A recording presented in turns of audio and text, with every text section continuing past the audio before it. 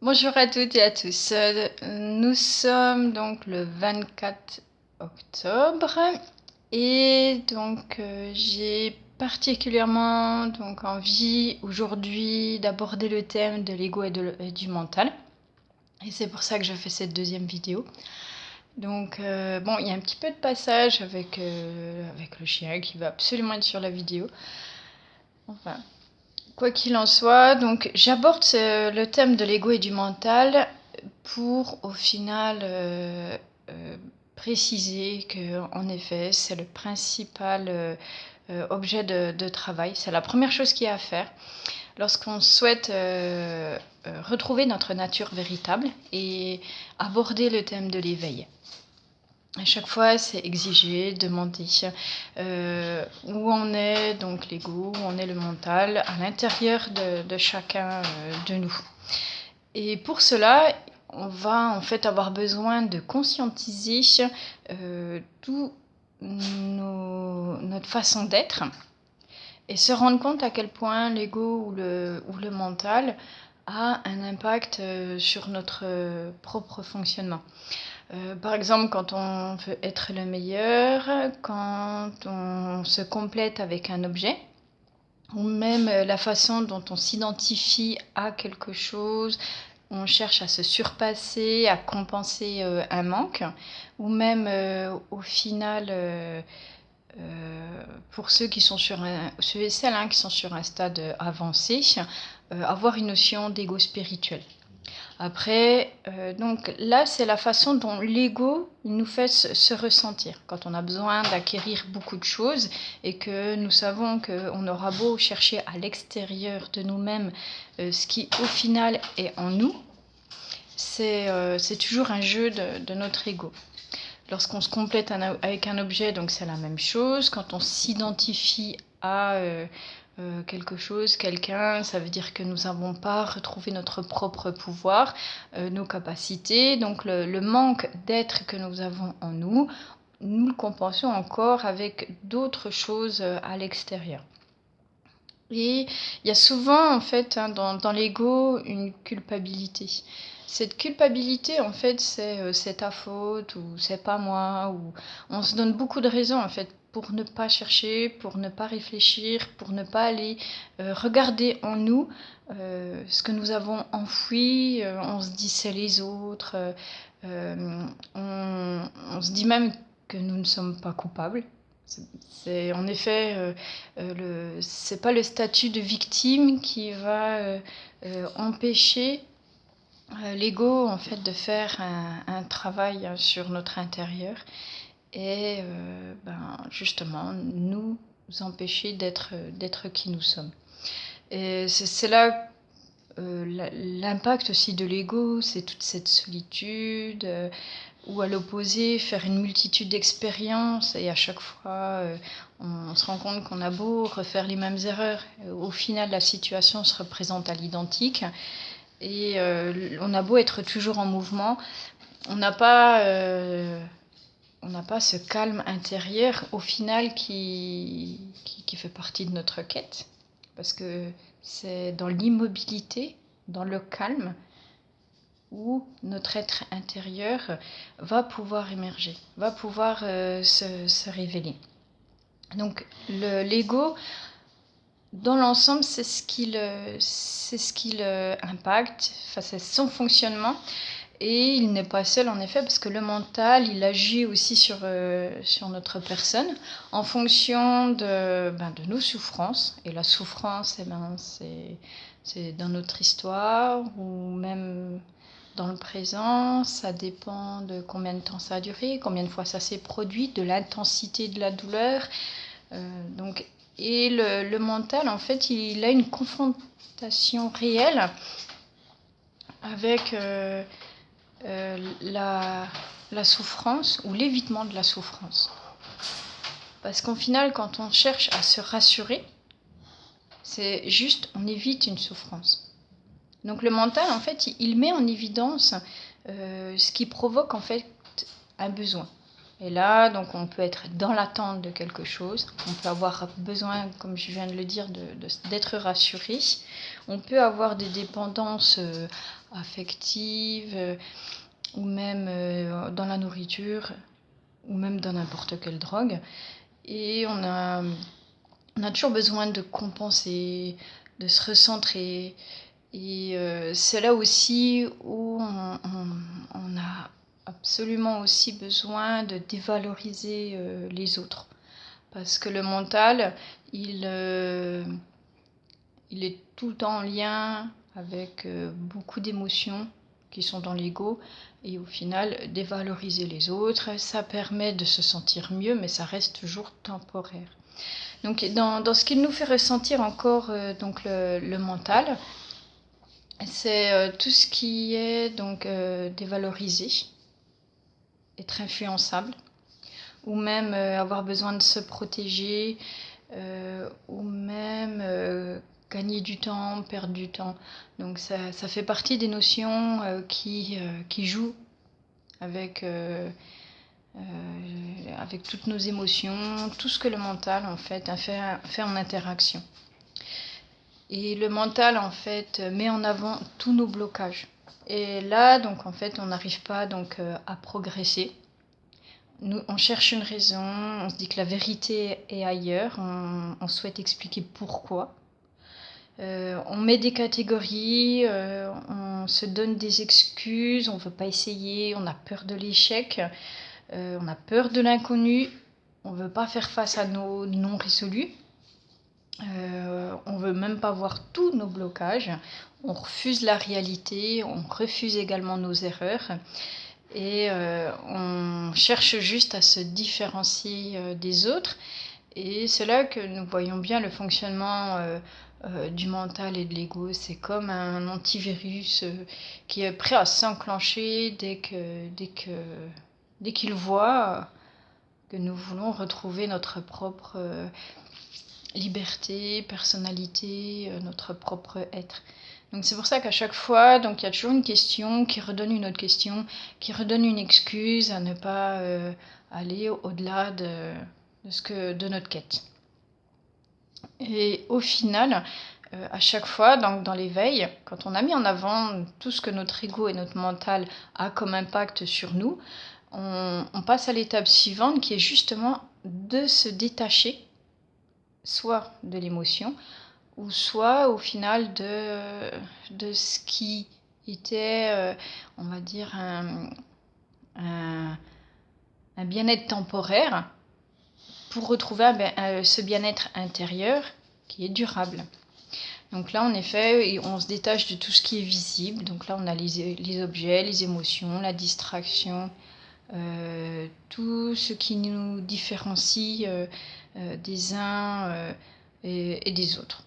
Donc ça, au final, on a beau avoir donné autant d'importance à tel objet, à tout ce que tout ce dont on appartient, enfin tout ce qui nous appartient plutôt. Donc ça donne à chaque fois donc une appartenance, et cette appartenance, une fois que nous en détachons, on se rend compte que c'était le personnage qui s'était attaché à tout ça, mais plus nous. Donc il va y avoir en fait une perspective qui va se faire au fur et à mesure que nous conscientisons tout ce qui se passe. On va donc recentrer exactement la façon dont on doit percevoir les choses. Donc il y a une partie qui est visible, une partie qui est invisible. Donc là c'est tout ce qui est pensée, passé, le futur, les peurs, les incapacités, toute la notion qui va avec le temps, tous les refus d'acceptation, tout ce qui est basse fréquence. Même si en tant qu'être réalisé on ne met plus de notion de catégorie, il y a toujours en fait des émotions. On sait en fait au bout d'un moment on n'en fera plus partie parce que c'est toutes ces notions d'émotions qui font partie du personnage. Ensuite, il y a tout ce qui appartient à la réalité relative. Donc c'est le monde dans lequel nous sommes, mais nous n'avons pas encore mis notre présence dessus. Après, il y a tout ce qui est faute, karma et ego spirituel. Donc dans faute et karma, on n'a pas besoin d'accepter les choses telles qu'elles se présentent en disant bah, c'est mon karma ou j'ai commis des erreurs, je dois l'accepter, je dois le faire comme ça.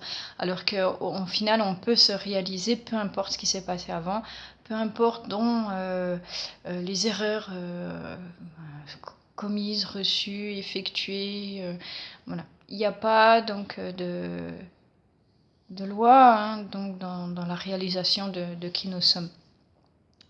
Aussi, bah, tout ce qui était donc dévalorisé et secret, là aussi, donc ça, le mental bloque hein, sur ces situations. On se dévalorise en disant bah, de toute façon je n'y arriverai pas et de toute façon ma réussite ne dépend pas de moi, dépend de ce que les autres m'ont caché. Ça fait partie du passé et là aussi donc il faut débloquer les accès, il faut être dans une forme d'acceptation qu'au final des éléments se sont produits, donc il faut soit pardonner, soit passer, même si on n'a pas pu valider cette étape. Ça gêne pas parce qu'au final, au moment où vous allez être dans l'état où vous avez accepté ce qui s'est passé, au final, il y aura beaucoup de retours justement de cet événement qui vous a bloqué. C'est là que la situation, voilà, la plupart du temps, se débloque. Soit par une explication, soit par un témoignage d'un proche. De toute façon, vous arriverez au résultat que peu importe ce qui aura été dit, de toute façon, vous aurez atteint votre réalisation. On avait aussi donc besoin de se détacher de tout ce qui est certaines manières d'être. Mais là, bon, bah, c'était se différencier des autres, se sentir victime ou coupable, l'immobilité, la vulnérabilité, le jugement. Donc ça, c'est toutes des formes toutes des manières d'être hein, qui dont on doit se détacher. Parce qu'en fait, notre travail intérieur, on va de toute façon affronter toute notre histoire. Donc on va pardonner, on va faire confiance, on va affronter toutes nos peurs. Et les détachements bout à bout, de toute façon, se réalisent. La méditation est utile en effet pour voir à quel stade on en est sur le calme intérieur. Tant qu'au moment de méditer, il y a encore des pensées, des émotions, tant qu'il y a encore des éléments qui nous perturbent, voilà. On n'aura pas terminé hein, donc cette quête. La méditation, une fois qu'il n'y a plus aucune pensée, c'est là que c'est un début d'un autre chemin. Mais c'est en effet un objectif à rechercher. Une fois qu'on a identifié notre ego, notre mental et que le détachement est conscientisé sur ce qu'il faut faire, bon ben là, ça dépend aussi hein, de chacun. On peut rapidement ou prendre tout notre temps hein, donc pour faire ce travail hein, personnel. Et ce travail intérieur, à ce moment-là, nous faisons l'acquisition de nouvelles capacités. Donc voilà, c'est des cadeaux en remplacement du vide hein, qui a été fait.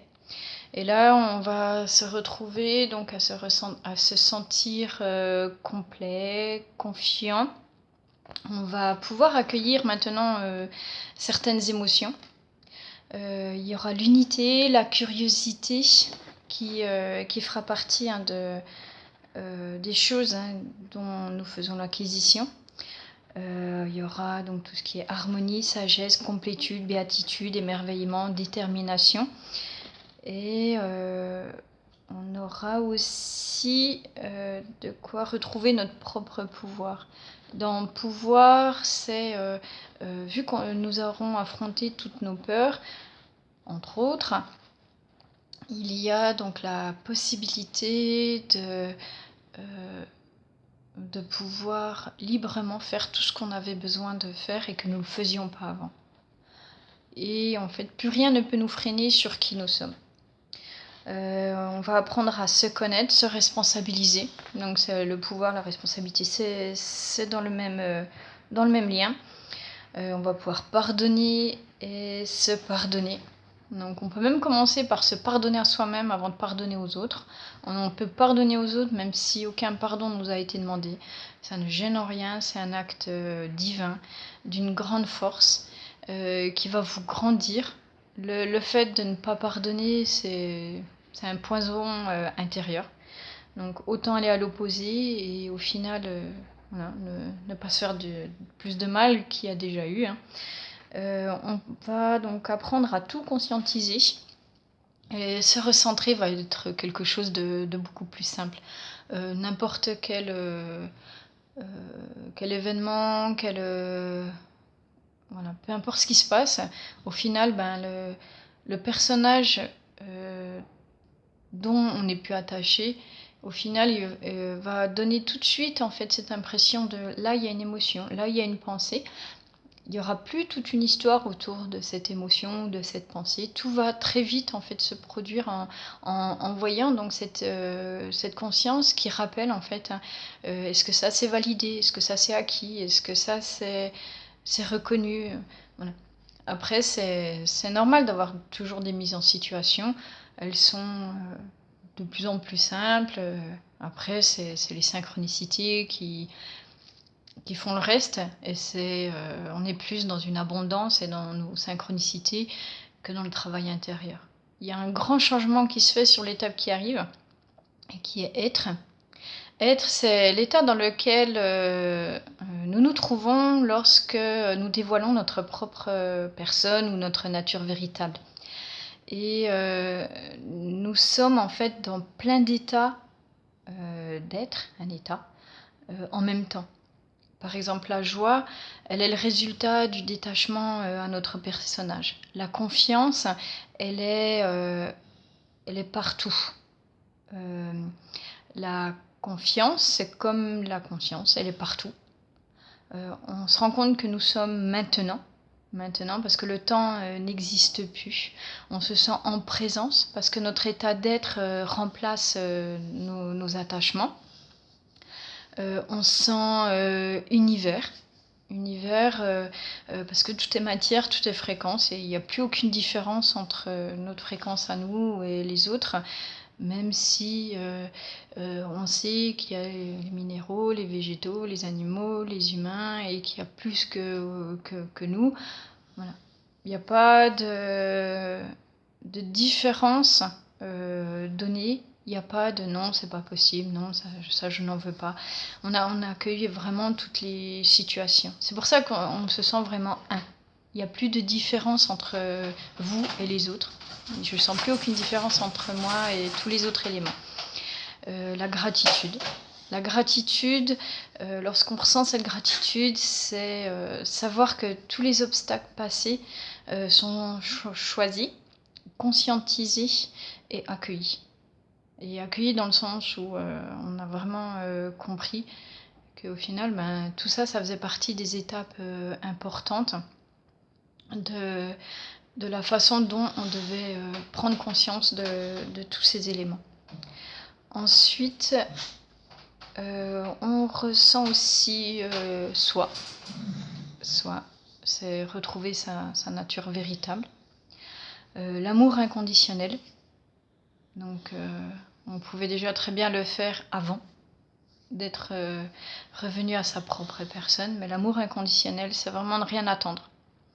Quand on traverse toutes les dimensions, parce qu'au final, quand on fait ce chemin intérieur, qu'on devient être, on peut retrouver, en fait, vu qu'il n'y a plus de passé, il n'y a plus de ces notions de temps, on peut retrouver en fait les mémoires de beaucoup de choses, de nos vies antérieures, on peut retrouver des capacités ésotériques que nous avions totalement perdues. Même s'il y a un bien-être, en fait, quand on retrouve tous ces éléments-là, on ne s'y attache pas non plus.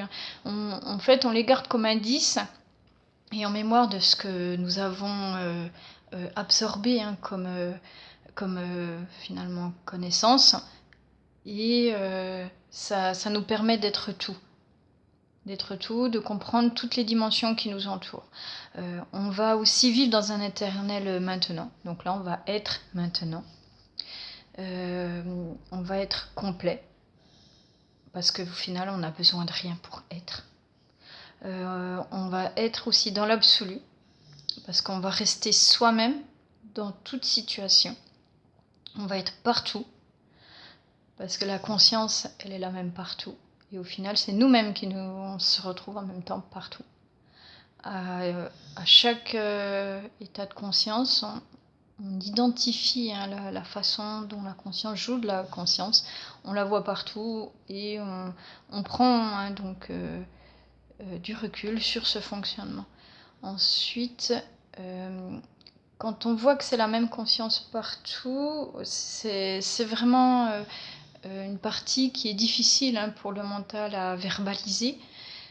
On va un peu apporter chacun notre ressenti sur la même conscience partout. Et en fait, c'est un peu l'élément qui revient souvent. Et la même conscience partout, elle apporte en même temps une acceptation. Et l'acceptation, en fait, c'est que chacun est réalisé. Et le fait que chaque personne est déjà réalisée, on va donc partager notre façon d'être, on va partager notre joie, on va partager notre connaissance, notre savoir, et on va donc faire en sorte hein, d'aider ceux qui sont un peu restés dans une certaine ligne temporelle ou même qui sont restés ancrés dans l'ego ou le mental, s'ils veulent gagner du temps, comme nous en fait on a passé une certaine période en fait à pratiquer un chemin spirituel ou autre. Tout ce dont nous avons travaillé en nous, il est la porte ouverte à d'autres. Donc nous cherchons juste en fait à faire gagner du temps aux autres, s'ils en ont besoin, et s'ils veulent franchir la porte et eux-mêmes par la suite tenir la porte à d'autres. C'est vraiment un parcours lumineux hein, que nous souhaitons transmettre à chacun. C'est tout bon pour cette vidéo. Je vous remercie toutes et tous. Je vous souhaite une très bonne fin de journée. Au revoir.